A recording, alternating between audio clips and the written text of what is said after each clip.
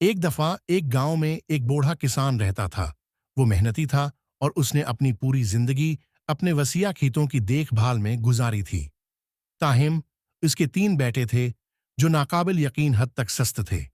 उन्होंने खेत में कोई दिलचस्पी जाहिर न करते हुए अपने दिन सूते हुए या अपना वक्त जाये करने में गुजारा।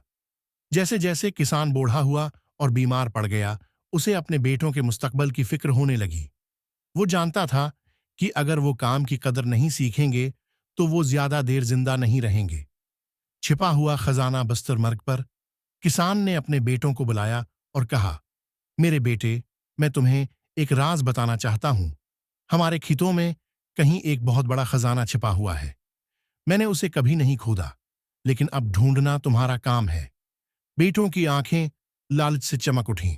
थोड़ी देर बाद किसान का इंतकाल हो गया।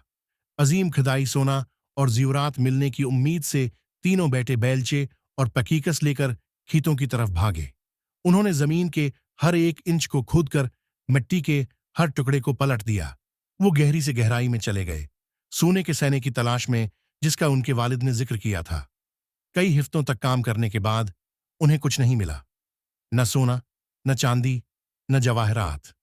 वो थक गए और गुस्से में थे। महसूस कर रहे थे कि उनके वालिद ने उनके साथ कोई चाल चलाई है। हकीकी इनाम जमीन को इतनी खूबसूरती से खींची हुई और नर्म देखकर एक समझदार पड़ोसी ने मशूरा दिया कि वो गंदम के कुछ बीज भी बो दें, क्योंकि हल चलाने का काम पहले ही हो चुका था। बेटों के पास कोई और चारा न था। बीज बोए।